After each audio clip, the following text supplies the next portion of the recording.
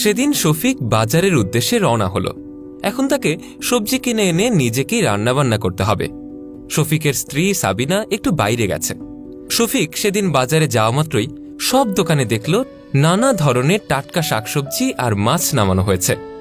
এক সবজিওয়ালার কাছে গিয়েই সে জিজ্ঞেস করল, ভাই, এই আলুগুলো কত করে? সবজিওয়ালা তার মুখের দিকে তাকিয়ে বলে উঠল, এগুলা 200 টাকা কেজি ভাই।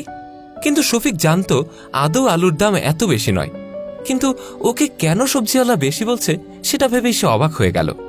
কিন্তু এখন সবজিগুলো নেওয়া ছাড়াও তার আর কোনো উপায়ই ছিল না, তাই বেশি দামেই সে আলু সহ আরও অনেক সবজি কিনে নিল।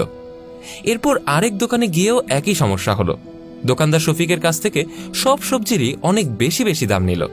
এরপর শফিক চলে যাওয়ার পর দোকানদার ভাবতে লাগলো, হয়তো সে অনেক লাভ করে ফেলেছে, শফিকের কাছ থেকে টাকাগুলো বেশি বেশি নিয়েছে। আর এদিকে শফিক কোনো প্রতিবাদ না করেই বাড়ির উদ্দেশ্যে রওনা হয়েছে। কিছুটা যেতেই শফিক দেখল রাস্তার মাঝে একটা মেয়ে বাইকের সামনে চলে এসেছে। শফিক তখন তাকে বাঁচানোর জন্য এগিয়ে যায়। ছুটে যাওয়ার পর বাচ্চাটাকে বাঁচাতে পেরে শফিকের ভীষণ আনন্দ হচ্ছিল। আর ততক্ষণে তো বাজারে শোরগোল শুরু হয়ে গেছে। সবাই বলতে লাগলো একটা বাচ্চা মেয়ে মারা যাচ্ছিল, এই লোকটা না থাকলে হয়তো সে গাড়ির নিচে চাপাই পড়ে যেত। কিছুক্ষণ পর সেখানে এক সবজিওয়ালা এসেই বাচ্চাটাকে কোলে নিয়ে ভীষণ জোরে কাঁদতে শুরু করলো। শফিক জিজ্ঞেস করলো, কি ভাই, বাচ্চাটা কি আপনার? হ ভাই, বাচ্চাটা আমার। তেমন কিছু হয়নি, আপনার চিন্তার কোনোই কারণ নেই। শুনুন, আপনি ওকে বাসায় নিয়ে যান।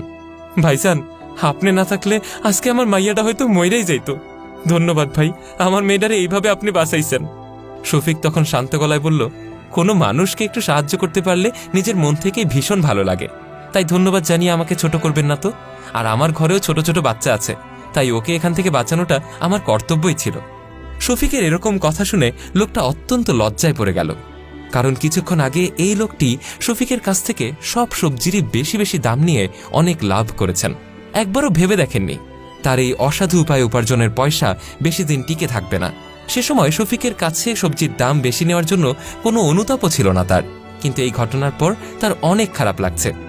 দোকানদার তখন শফিককে বলল, ভাই, আপনি আমার কাছ থেকে এই টাকাগুলো রাখেন ভাই, আমি খুবই খুশি হব। কিন্তু কেন কেন দিচ্ছেন? আর আমি আপনার কাছে বিনা কারণে টাকা কেন নেব? বিনা কারণে না ভাই, কিছুক্ষণ আগে আপনি আমার কাছে সবজি কিনছিলেন, আর আমি আপনার কাছে প্রত্যেকটা সবজিরই বেশি বেশি দাম নিয়েছিলাম। শফিক তখন পুরো ঘটনাটা বুঝে বলল, আমি প্রথমেই বুঝতে পেরেছিলাম আপনি আমার থেকে বেশি দাম নিচ্ছেন, কিন্তু আপনি গরিব বলে আমি কোনো প্রতিবাদ করিনি, কারণ আমি চাইছিলাম কোনোভাবে যদি আপনাকে সাহায্য করতে পারি, তাই সবজির দাম বেশি নয় জেনেও আমি টাকাগুলো আপনাকে দিয়েছিলাম, তাই সে টাকা আমি ফেরত নেব না। এবারে দোকানদার যেন আরো লজ্জায় পড়ে গেল। সে শফিকের হাত ধরে ক্ষমা চাইতে লাগলো আর বলতে লাগলো, ভাইজান, আপনার মতো একটা মানুষের সান্নিধ্য পায়াও আমি বুঝতে পারি নাই, আজ আপনি না থাকলে তো আমার আরো বড় সর্বনাশ হয়ে যাইত। ভাই, আপনার আমি কথা দিতাছি, এরপর থেকে আমার যত কষ্টই হোক না কেন, তবুও আমি সবজিতে অতিরিক্ত লাভ করুম না, যেতটুকু দরকার ততটুকুই নেব।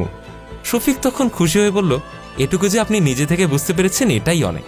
এবার থেকে সবসময় সততার পথই বেছে নেবেন, দেখবেন কোনো ক্ষতি আপনার ধারে কাছেও ঘেঁষতে পারবে না। ভিডিওটি ভালো লেগে থাকলে লাইক, কমেন্ট এবং শেয়ার করতে ভুলবেন না। কমেন্ট বক্সে জানান আপনার মূল্যবান মতামত। ফলো বাটনটি ক্লিক করুন আপডেট ভিডিওর জন্য। ধন্যবাদ।